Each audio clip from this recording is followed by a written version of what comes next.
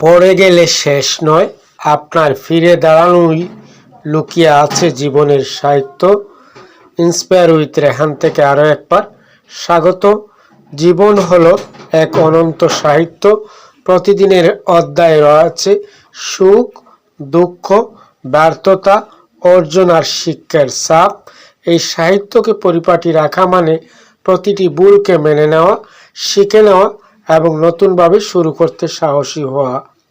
মানুষ পড়ে যায়, এটাই স্বাভাবিক, কিন্তু সবাই উঠে দাঁড়ায় না, কারণ বই তাদের আটকে রাখে।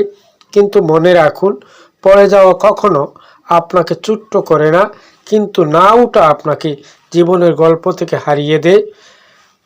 পর্যায়ক্রমে আলোচনার সাথে থাকুন, অনুধাবন করুন, ভালো কিছু জানতে চলেছেন। নাম্বার 1, দুঃখের পৃষ্ঠা মুছে না, নতুন পৃষ্ঠা যোগ করুন। জীবনের বইতে ব্যর্থতার পৃষ্ঠা কেটে ফেলা নয়, বরং সেই ব্যর্থতার উপর লিখতে হবে নতুন পথের জয়গাথা। যেখানে আপনি হেরেছেন, সেখান থেকে শুরু হবে আপনার নতুন অধ্যায়। নাম্বার 2, বই নয়, ফিরে দাঁড়ানোই আপনার পরিচয়। পড়ে গেলে শরীর ব্যথা পায়, কিন্তু না উঠলে মন ব্যথা পায়। মনে রাখবেন, আপনার প্রকৃত পরিচয় ব্যথা নয়, আপনার পরিচয় হচ্ছে সাহস। যে মানুষ পড়ে গিয়েও দাঁড়ায়, তার জীবনের সাহিত্য অন্যদের আলো দেখায়।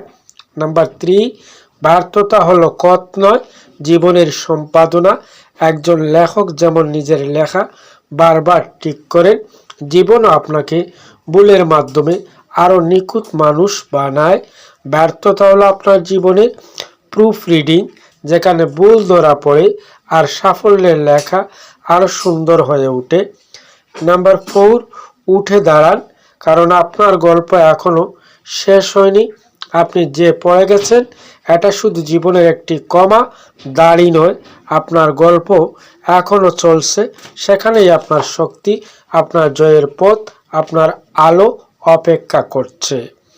সংক্ষিপ্তভাবে যদি বলা যায়, পড়ে যাওয়া আপনাকে থামাতে নয়, গড়ে তুলতে আসে। এই ছিল ছোট্ট বিষয়ের গুরুত্বপূর্ণ আলোচনা। শুরু থেকে শেষ পর্যন্ত সাথে থেকে শুনছিলেন, আজন্য অসংখ্য ধন্যবাদ। আবার দেখা হবে, কথা হবে নতুন কোনো বিষয়ে। সে পর্যন্ত ভালো থাকুন, চোখ রাখুন ইন্সপায়ার উইথ রেহান।